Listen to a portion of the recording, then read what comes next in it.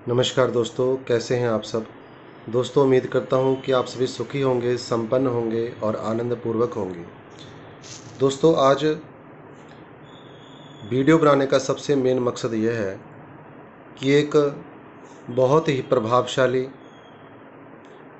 एक ऐसा प्लैनेट जो हर खुशी हर व्यक्ति के जीवन में प्रदान करते हैं, देवगुरु बृहस्पति। इनका 12 साल बाद वृष राशि में जाना और जीवन में कई पहलुओं को सही कर देना। तो बात करने जा रहा हूं आज मैं मेष राशि की। जिनकी भी जन्म राशि मेष है, नाम राशि मेष है, तो वह आज के इस फलादेश को सुन सकते हैं, क्योंकि यह कोई छोटा मोटा ट्रांजिट नहीं है। देवगुरु बृहस्पति लगभग 1 वर्ष बाद एक राशि को छोड़ करके दूसरी राशि में जाते हैं। इसी प्रकार से 12 साल बाद देवगुरु बृहस्पति अपने शुक्र की राशि में, वृष राशि में प्रवेश करने जा रहे हैं 1 मई 2024 दोपहर के लगभग 1:30 बजे के बाद।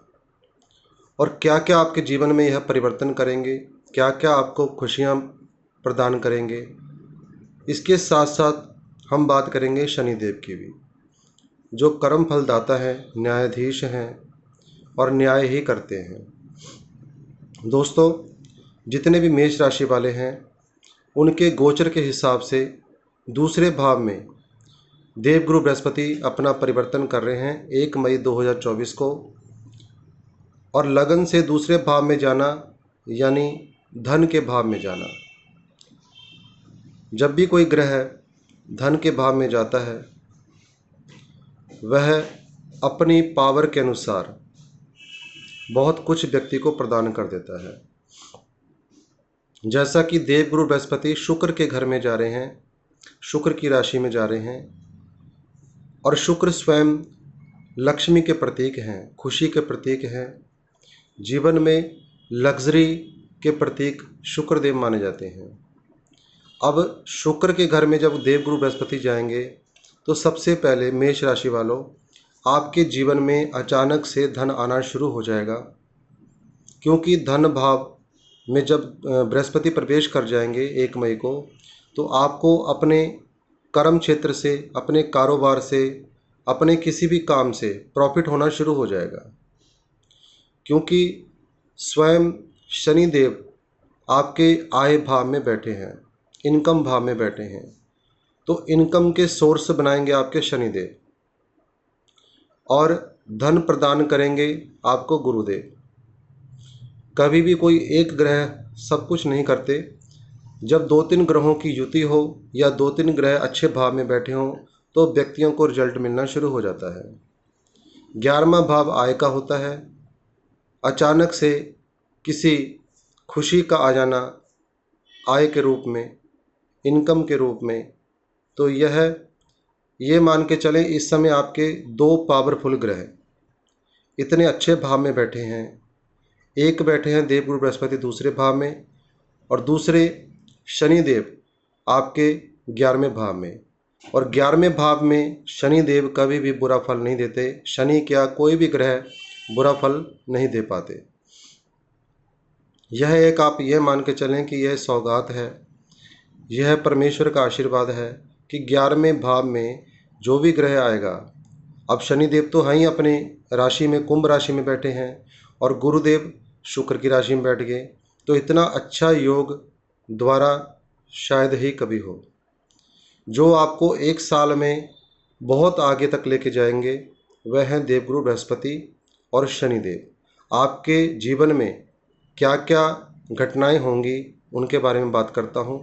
देवगुरु बृहस्पति जब दूसरे भाव में बैठे होंगे, धन तो देंगे, संचित धन यानी आपकी सेविंग भी होगी।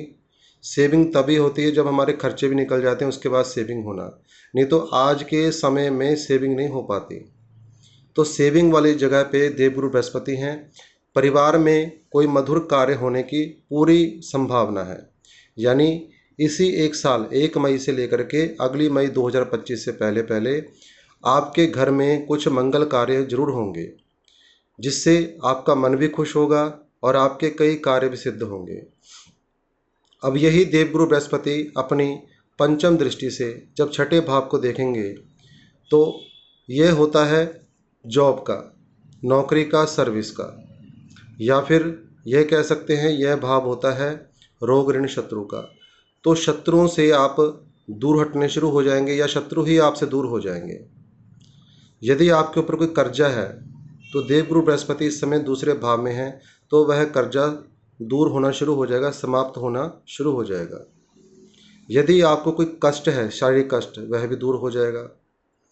अब इतनी खुशियां देवगुरु बृहस्पति प्रदान करेंगे। उसके साथ साथ यदि कोई आप हायर एजुकेशन का प्लान कर रहे हैं, विदेश यात्रा का प्लान कर रहे हैं, या फिर कोई टफ एग्ज़ाम जैसे होते हैं उनके बारे में आप सोच रहे हैं, तो निश्चिंत होकर के दिए, क्योंकि पंचम दृष्टि आपके शिक्षा भाव में ही पड़ रही है, जहाँ से हायर एजुकेशन देखी जाती है।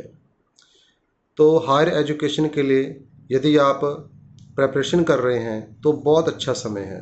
पूरा 1 वर्ष आप कभी पीछे मुड़ के नहीं देखेंगे इस समय में। अब इनकी अगली दृष्टि जो है अष्टम भाव में पड़ रही है, जो कि आयु, मृत्यु और अचानक से कुछ लाभ हो जाना, कुछ प्रॉपर्टी का लाभ, क्योंकि यह यदि आप शादीशुदा हैं, विवाहित हैं, तो यह आपका ससुराल भाव भी होता है।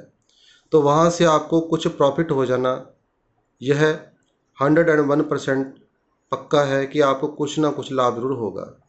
यहाँ पर जब देवगुरु बृहस्पति अपनी दृष्टि डालते हैं तो ये मान के चलें, यहाँ पर वह धन आता है या वह चीज़ हमारे पास आती है जो हमने अपनी मेहनत से नहीं कमाई होती, जो किसी और ने कमाई होती है और उसकी कमाई का फल हमको मिल जाता है, उसको अष्टम भाव कहते हैं। तो वहाँ पर देवगुरु बृहस्पति की दृष्टि पड़ने से आपको 1 साल के अंदर अंदर मई के बाद किसी भी समय, क्योंकि मई में ये बाल्यावस्था में होंगे, कुमारावस्था, युवावस्था और वृद्धावस्था, फिर उसके बाद अगले घर में चले जाएंगे। इसी प्रकार से आपको परिणाम देते जाएंगे। शनिदेव की तीसरी दृष्टि अपनी नीच राशि यानी मेष राशि में पड़ रही है, तो थोड़ा क्रोध इत्यादि जरूर हो सकता है, लेकिन सप्तम भाव से जब यह शिक्षा भाव को देखते हैं, संतान संबंधी कोई भी आपको समस्या थी वह दूर हो जाएगी, और शिक्षा में कोई रुकावट आ रही थी वह भी दूर होगी। परिवार में कुछ इस प्रकार के संजोग बन रहे थे कि वाद विवाद हो रहा था, लड़ाई झगड़े हो रहे थे, वह समाप्त होने शुरू हो जाएंगे।